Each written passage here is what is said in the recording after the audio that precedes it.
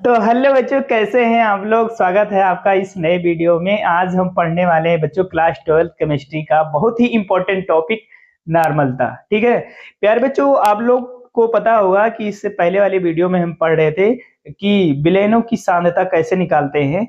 उसी क्रम में हम आगे बढ़ रहे हैं। ठीक है, आज हमारा नॉर्मलता टॉपिक है। ठीक है, उसी को कंटिन्यू करना है। ठीक है, तो क्या होता है नॉर्मलता कि 1 लीटर विलेन में घुले विलेय के ग्राम तुल्यांकों की संख्या विलेन की नॉर्मलता कहलाती है। ठीक है, विलेय के क्या होना चाहिए भाई, ग्राम तुल्यांकों की संख्या ही विलेन की क्या कहलाती है, नॉर्मलता कहलाती है। ठीक है, तो ये हमको समझना है। ठीक, तो इसको हम आपको समझाते हैं। ठीक है प्यारे बच्चों, जैसे हमारे पास एक विलेन है, सपोज ये अपने पास एक क्या है, विलेन है। ठीक है, ये अपने पास एक विलेन है। ठीक, और इसमें क्या घुल रखे हैं भाई, विलेय घुल रखे हैं। ठीक है, इसमें हम क्या घोल रखे हैं, विलेय घोल रखे हैं। ठीक है, इस विलेन में क्या घुला है, विलेय। ठीक है, ये अपने पास क्या है, विलेन। ठीक है, तो ये विलेन का हमें क्या लेना है भाई, इसमें आयतन देखना है कि विलेन का आयतन कितना है इसमें। ठीक है, यही हमको इसमें देखना है कि विलेन का कितना आयतन घुला हुआ है। ठीक है, और विलेय का कितने विलेन का आयतन ले रहे हैं ये देखना है। दूसरा हमें देखना है विलेय के ग्राम तुल्यांक। ठीक है, ग्राम तुल्यांक हमको देखना है विलेन का। ठीक है, विलेय का देखना है। तो भाई विलेय के ग्राम तुल्यांक जितना, विलेन का आयतन कितना होना चाहिए भाई, 1 लीटर। ठीक है, कितना लीटर, 1 लीटर। ठीक है, 1 लीटर आयतन में, विलेन के 1 लीटर आयतन में जितना भी विलेय का ग्राम तुल्यांक घुला होगा वही विलेन की क्या कहलाएगी, नॉर्मलता। ठीक है, तो हम नॉर्मलता निकालने के लिए ये मान लेंगे कि माना वी लीटर आयतन में, वी लीटर आयतन में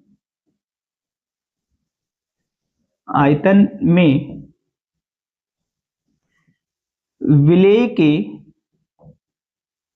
के एन इक्विवेलेंट ग्राम तुल्यांक घुले हैं। ठीक है भाई, ग्राम तुल्यांक घुले हैं। ठीक है मेरे प्यारे बच्चों।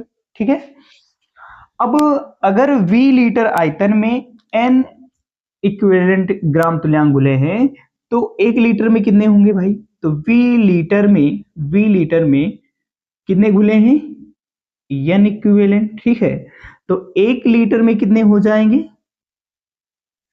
1 लीटर में हो जाएंगे कि भाई इधर भी V है इधर N है, तो दोनों तरफ B से अगर डिवाइड कर दें तो अपने पास आ जाएगा N इक्विवेलेंट अपॉन में V ग्राम तुल्यांक। ठीक है, तो ये अपने लोग को क्या पता चल गया है कि N इक्विवेलेंट अपॉन में V, तो ये यही 1 लीटर में जो विलेय का क्या है, ग्राम तुल्यांक, यही विलेन की क्या कहलाएगी, नॉर्मलता। ठीक है, तो भाई विलेन की नॉर्मलता क्या हो जाएगी, विलेन की नॉर्मलता हो जाएगी कितना भाई, इसको कैपिटल N से प्रदर्शित करते हैं नॉर्मलता को, तो ये हो जाएगा विलेय के ग्राम तुल्यांक, विलेय के ग्राम तुल्यांक, ग्राम तुल्यांकों की संख्या, और अपॉन में विलेन का आयतन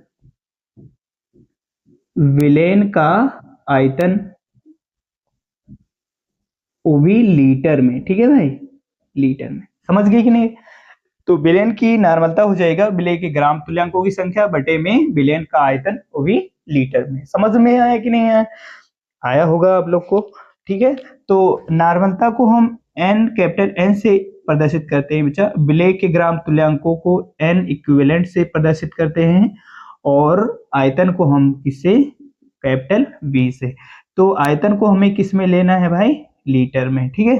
तो ये शॉर्ट फॉर्मूला हमें क्या करना है, याद करके रखना है, ठीक है, बिलियन के लिए, ठीक है।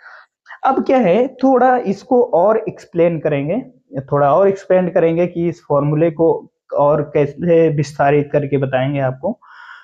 तो बच्चों हम अब इसको विस्तारित करके बता रहे हैं कि इसके ग्राम तुल्यांकों को कैसे निकालेंगे, ठीक है। तो प्यारे बच्चों कि ग्राम तुल्यांक क्या होता है ये हमको देखना है, ठीक है। तो ग्राम तुल्यांक होता है भाई, विलेय का ग्राम तुल्यांक, विलेय का ग्राम तुल्यांक ये होता है विलेय का भार, विलेय का भार बटे में विलेय का तुल्यांकी भार, ठीक है, ठीक है, विलेय का तुल्यांकी भार, ठीक, विलेय का भार बटे में विलेय का तुल्यांकी भार। तो ये क्या हो जाएगा, n इक्विवेलेंट जो हो जाएगा भाई, वो हो जाएगा विलेय का वेट, विलेय का वेट ग्राम में, ठीक है, अपॉन में विलेय का तुल्यांकी भार। तुल्यांकी भार को बच्चा हम लोग ई से, कैपिटल ई से प्रदर्शित करते हैं, ठीक है। तो ये भी ग्राम तुल्यांक के लिए हमें ध्यान में रखना है, ठीक है।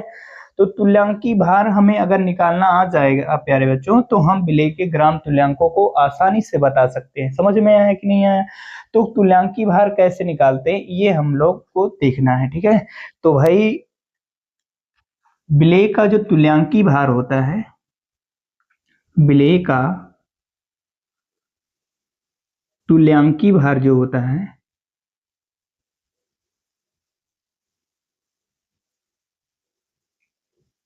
ये होता है भाई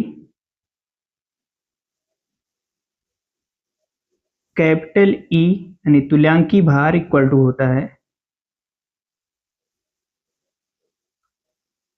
मॉलिक्यूलर भार, मतलब मॉलिक्यूलर वेट, अणु भार बटे में एन कारक। क्या होता है प्यारे बच्चों, एन कारक, ठीक है। ये एन कारक अगर हम निकाल लें तो हम बहुत आसानी से क्या है, विलेय का तुल्यांकी भार बता सकते हैं, ठीक है। तो पहले हम नॉर्मलता का और सूत्र, ये अनियन जो विलेय का तुल्यांकी भार है, विलेय का ग्राम तुल्यांक है, ये उठाकर यहाँ अगर हम रखते हैं तो हमें नॉर्मलता का फॉर्मूला क्या मिल जाएगा प्यारे बच्चों, ये मिल जाएगा नॉर्मलता का formula capital N equal to, ये रख देंगे विलेय का वेट, विलेय का वेट अपॉन में तुल्यांकी भार, और ये क्या हो जाएगा, विलेय का आयतन लीटर में, ठीक है प्यारे बच्चों, किसमें, लीटर में, ठीक है। तो अगर इसको हम सॉल्व करते हैं तो ये कितना हो जाएगा, v जो है e से मल्टीप्लाई हो जाएगा, तो विलेय का वेट अपॉन में तुल्यांकी भार और गुणे में आयतन लीटर में, ठीक है प्यारे बच्चों, लीटर में, ठीक है, लीटर में। तो अगर इन केस अभी अभी आपको क्या है, आपको आयतन किस में दे दिया जाए, मिलीलीटर में, तो हमें किस में बनाना हो, लीटर में। तो इसको हम किससे भाग करेंगे, 1000 से। तो 1000 से जब आयतन में भाग करेंगे तो आयतन ऊपर क्या हो जाएगा, मल्टीप्लाई हो जाएगा, ठीक है। तो हमें नॉर्मलता का एक फॉर्मूला मिल जाएगा भाई, विलेय का वेट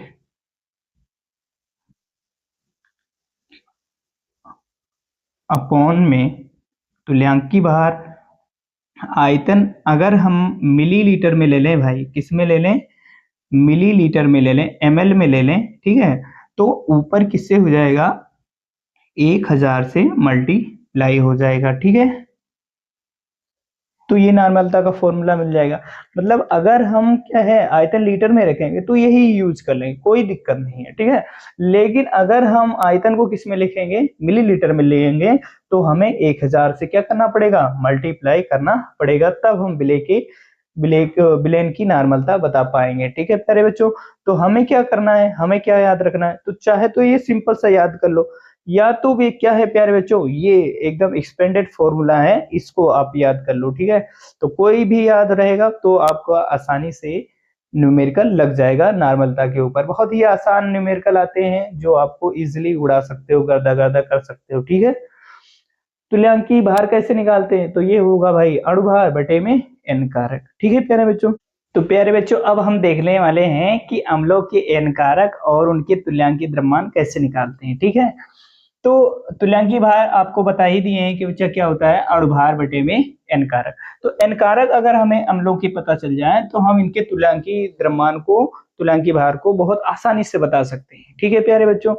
तो अम्लों के एन कारक क्या होते हैं, जो विलेन में विस्थापित H+ आयनों की संख्या होती है, मतलब H+ आयनों की संख्या अगर हमें पता चल जाए विलेन में, तो हम विलेन का एन कारक, सॉरी अम्ल का एन कारक बता सकते हैं। ठीक है, तो ये कैसे पता चलेगा, तो अगर हम HCl को डिसॉल्व करते हैं बच्चा विलेन में, तो ये क्या हो जाएगा, ये अपने आयनों में ब्रेक हो जाता है। ठीक है, H+ आयन और Cl- आयन। ठीक है, तो इसमें H कितना है, एक, तो एन कारक कितना हो जाएगा भाई, एन कारक भी एक हो जाएगा क्योंकि H+ आयन कितना है, एक है। ठीक है, तो विलेन का जो तुल्यांकी द्रव्यमान हो जाएगा भाई, वो क्या हो जाएगा, तुल्यांकी द्रव्यमान कितना हो जाएगा HCl का, ये हो जाएगा भाई इसका मॉलिक्यूलर वेट अपॉन में एन कारक। एन कारक कितना है, एक, तो एक से भाग हो जाएगा। ठीक है, तो मॉलिक्यूलर वेट इसका क्या हो जाएगा भाई, मॉलिक्यूलर वेट कितना हो जाएगा HCl का, ये हो जाएगा हाइड्रोजन का एक, और Cl का कितना होता है 35.5, तो ये कितना हो जाएगा भाई 36.5 ग्राम प्रति मोल। ये मॉलिक्यूलर वेट किसका है, HCl का। ठीक है, तो अगर यहाँ पर हम 36.5 ग्राम प्रति मोल रखें, तो ये इसका तुल्यांकी द्रव्यमान भी कितना आ जाएगा, 36.5 ही आ जाएगा।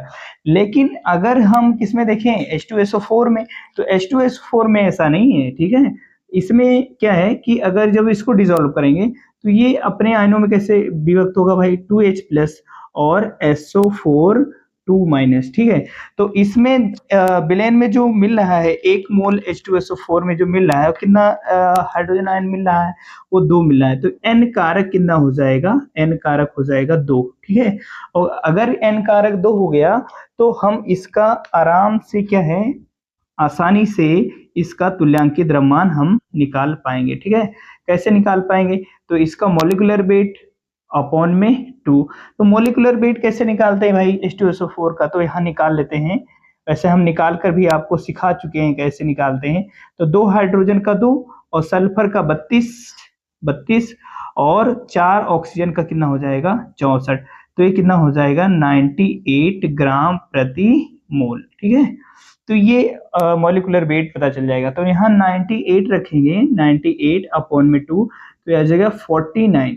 इसका मॉलिक्यूलर वेट तो 98 होता है, लेकिन इसका इक्विवेलेंट वेट जो है वो कितना है 49, किसका, H2SO4 का।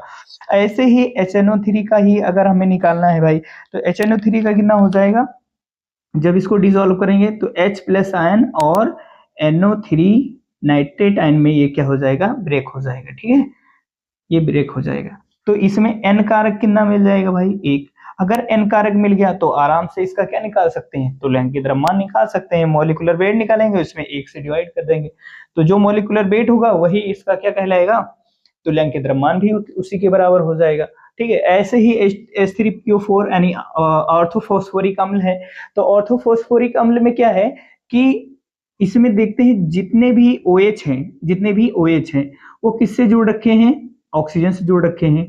लेकिन ऑर्थोफॉस्फोरस अम्ल में क्या है कि एक हाइड्रोजन जो है वो सेंट्रल एटम से जुड़ा है, वो OH से नहीं जुड़ा है। ऐसे ही H3PO2 में देखा जाए तो 2 हाइड्रोजन जो है वो सेंट्रल एटम यानी फास्फोरस से जुड़ा है, और एक हाइड्रोजन जो है वो किससे जुड़ा है, ऑक्सीजन से जुड़ा है। ठीक है, तो हम देखते हैं जब इसको विलेन में हम लोग डिसॉल्व करते हैं तो ऑर्थोफॉस्फोरिक अम्ल के तीनों हाइड्रोजन क्या हो जाते हैं, विस्थापित। क्यों? क्योंकि ये किससे जुड़े हैं? ऑक्सीजन से, सेंट्रल एटम से नहीं जुड़े हैं। जो सेंट्रल एटम से जुड़े होते हैं हाइड्रोजन, वो विस्थापित नहीं होते हैं, ठीक है।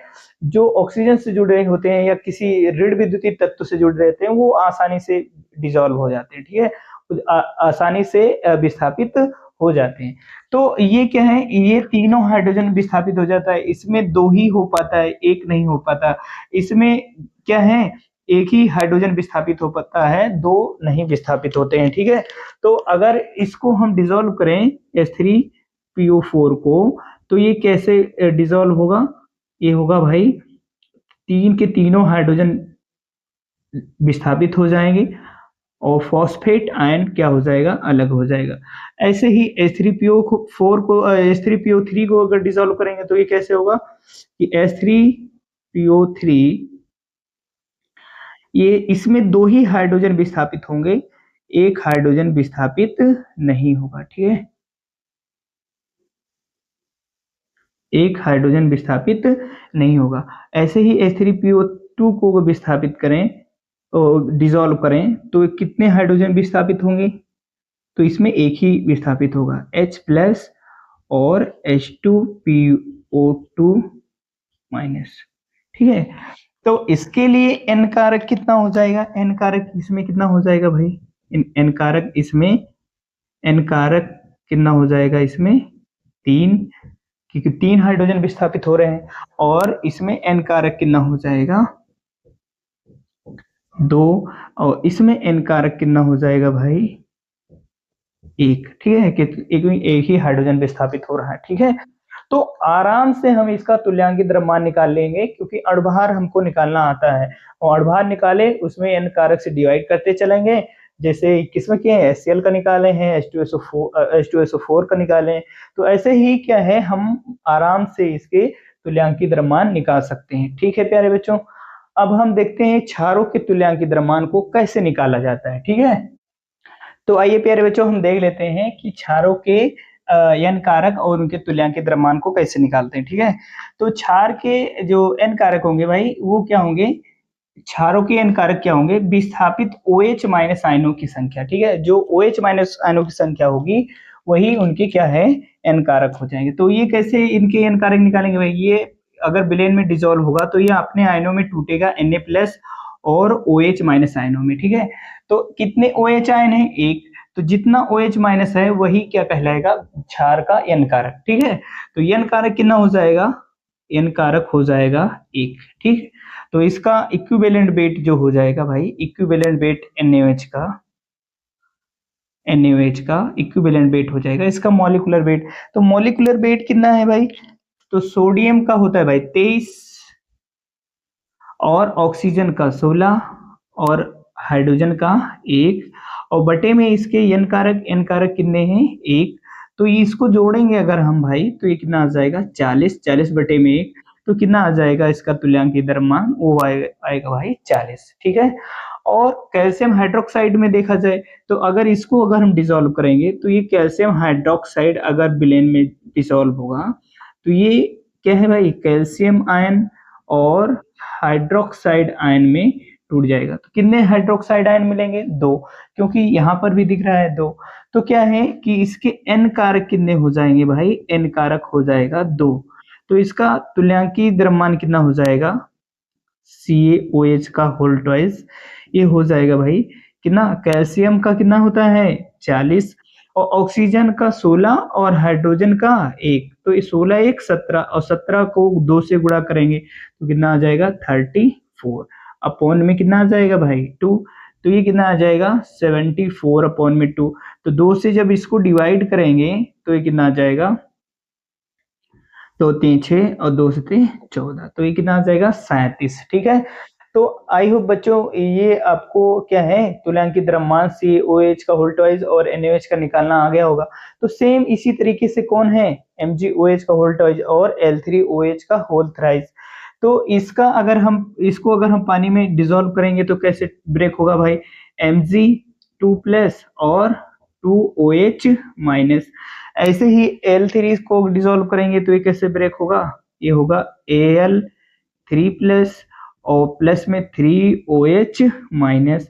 तो इसके n कारक कितने हैं भाई? इसके n कारक हैं 3 और इसके n कारक कितने हैं? इसके n कारक हैं 2। ठीक है, तो आई होप ये आपको समझ में आए होंगे। तो अगर आपको समझ में आया है प्यारे बच्चों, तो इनके और इनके, ठीक है, इनके दोनों की क्या है तुल्यांकित द्रव्यमान निकालकर आप कमेंट बॉक्स में कमेंट करिएगा। ठीक है, अब हम चलते हैं, देखते हैं कि लवणों के n कारक कैसे निकालते हैं। ठीक है, ठीक है।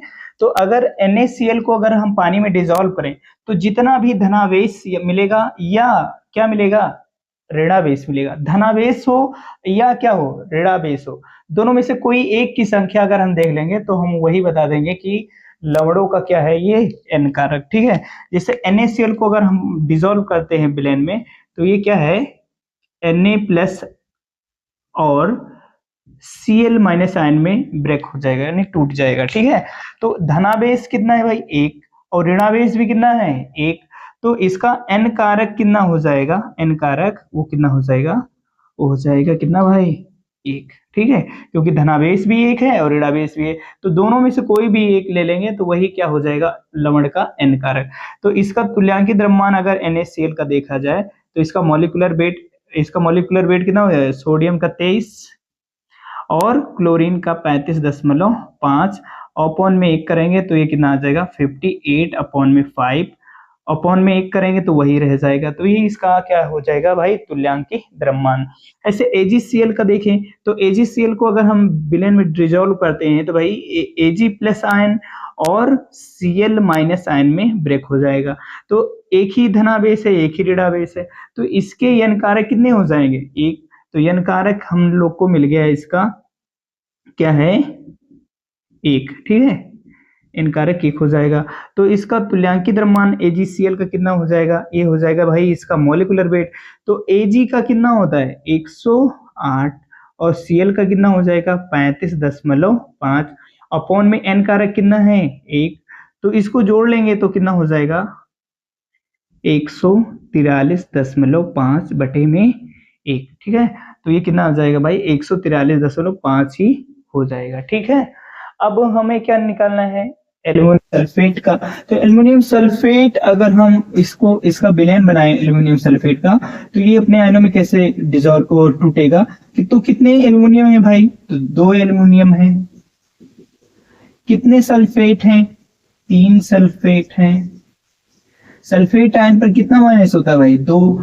तो 2 इस पर है तो 3 किस पर प्लस होता है भाई, एल्युमिनियम पर। ठीक है, तो यहां देखा जाए कितने आवेश हैं, ठीक है, कितने धनावेश हैं, तो 1 2 3। ठीक है, सॉरी सही से लिख दे रहे हैं। ठीक है, कैसे, कितने धनावेश, 1 2 3, तो 2 गुणे 3 6 धनावेश, और या ऋणावेश देखिए तो 3 गुणे 2 तो 6 ऋणावेश। तो 6 ऋणावेश भी है और 6 धनावेश भी है, तो चाहे धनावेश लो चाहे ऋणावेश लो, वही लवण का क्या कहलाएगा, n कारक। तो इसका n कारक कितना हो जाएगा, एल्युमिनियम सल्फेट का कितना हो जाएगा भाई, ये हो जाएगा 6। तो अगर इसका हमें क्या निकालना हो, मॉलिक्यूलर तुल्यांकित द्रव्यमान, तो एल्युमिनियम का कितना हो जाएगा, Al2SO4 का होल थ्राइस। इसका मॉलिक्यूलर वेट कितना हो जाएगा भाई, एल्युमिनियम का होता है 27 का 2 से गुणा करेंगे तो कितना हो जाएगा, 54। और देखना भाई सल्फेट का आप लोग एक ट्रिक है कि H2SO4 कितना है, इसका 98 होता है भाई। तो 2 हाइड्रोजन अगर इसमें निकाल लें, 2 हाइड्रोजन निकाल लें तो SO4 जो सल्फेट आयन का हो जाएगा वो 2 इसमें से घटा देंगे। ठीक है, तो ये 2 घटाएंगे तो कितना आ जाएगा, 96। और 96 कितनी बार मल्टीप्लाई हो रहा है भाई, 3 बार।